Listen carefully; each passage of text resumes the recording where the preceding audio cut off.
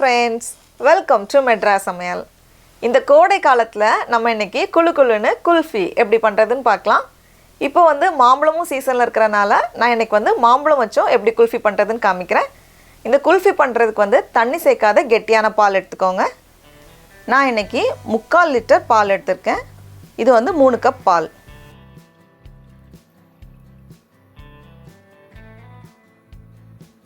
பேன்ல சேர்த்துட்டு இது வந்து கொஞ்சம் வத்துறது வரைக்கும் நம்ம இத வந்து சூடு பண்ணனும். மேலே ஆடை தங்கிடுச்சுனா அதை வந்து உள்ள கலந்து விட்டுட்டே இருங்க.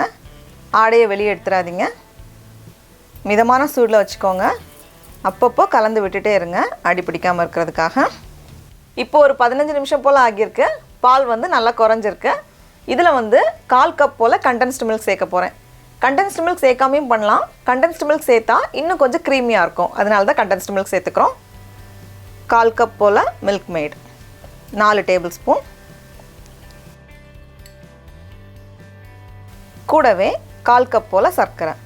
நீங்க வந்து milk maid சேர்க்கல அப்படினா இன்னும் எக்ஸ்ட்ரா சர்க்கரை சேர்த்துக்கோங்க. இனிப்புக்கு தகுந்தவாறு சேர்த்துட்டு இன்னும் கொஞ்ச நேரம் இது வந்து சூடாகட்டும். இப்போ பால் இன்னும் நல்லா குறஞ்சிருக்கு. இந்த ஸ்டேஜ்ல நம்ம வந்து நட்ஸ் எல்லாம் சேர்க்கலாம். 10 போல பாதாம் பருப்பையும் குட்டி குட்டியா வெட்டி வச்சிருக்கேன். கூடவே 10 போல பிஸ்தாஷியோவை சின்ன சின்னதா நறுக்கி வச்சிருக்கேன். அது கூடவே நல்ல வாசனைக்காக கொஞ்சம் ஏலக்காய் தூள், அப்புறமா கொஞ்சம் கலர் வரதுக்காக குங்குமப்பூ. குங்குமப்பூ வந்து கலருக்காக தான் சேர்த்துக்கிறோம். குங்குமப்பூ சேர்க்கலனாலும் பரவாயில்ல. இதெல்லாம் சேர்த்துட்டு கொஞ்ச நேரம் இது வேகட்டும். இப்போ பாருங்க நல்லா கெட்டியாகி இருக்கு. இந்த ஸ்டேஜ்ல எடுத்தாதான் குல்ஃபி வந்து நல்லா க்ரீமியா இருக்கும். கொஞ்சம் தண்ணியா இருந்துச்சுனா ஐஸ் மாதிரி இருக்கும். அதனால இந்த ஸ்டேஜ் வரது வரைக்கும் நம்ம வந்து சூடு பண்ணனும்.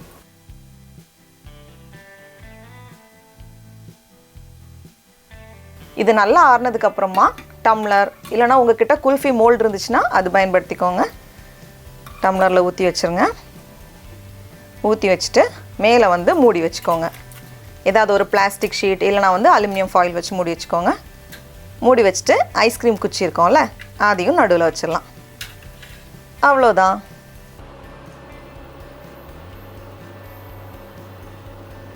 நம்ம மாம்பழ குல்ஃபிக்கு ரெடி பண்ணிடலாம். அதுக்கு வந்து பாதி மாம்பழத்தை மிக்ஸில சேர்த்து நல்லா அரைச்சுக்கோங்க. அரைச்சாச்சு. நம்ம அரைச்சு வச்சிருக்கோம்ல மாம்பழம், அதை இது நல்லா ஆறுனதுக்கு அப்புறமா சேர்த்து கலந்துக்கோங்க. இதையும் நம்ம டம்ளர்ல ஊத்திட்டு மூடி வச்சிடலாம். நடுவுல ஒரு ஐஸ்கிரீம் குச்சி. எல்லாம் ரெடி பண்ணியாச்சு. இப்போ இதை வந்து ஃப்ரீசர்ல 8 மணி நேரம் போல நல்லா ஃப்ரீஸ் ஆகுறது வரைக்கும் இது வந்து வச்சிருங்க. இருக்கட்டும். இப்போ நம்ம குல்ஃபி நல்லா ஃப்ரீஸ் ஆகியிருக்கு. ஒரு டம்ளர்ல கொஞ்சம் சுடு தண்ணி இல்ல வந்து சாதாரண தண்ணி வச்சு இதை உள்ள வச்சுட்டு எடுத்துட்டோம்னா ஈஸியா வந்துடும். அப்படி இல்லைன்னா கைக்கு நடுவில் வச்சு கூட நம்ம பண்ணிக்கலாம்.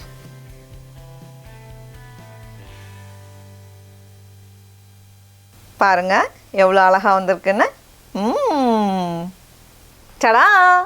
நான் இந்த கோடை காலத்தை குல்ஃபியோட நல்லா ஜாலியாக கொண்டாட போகிறேன். இதில் வந்து நம்ம பால் நட்ஸ் எல்லாம் சேர்த்ததுனால நல்ல ஆரோக்கியமானது.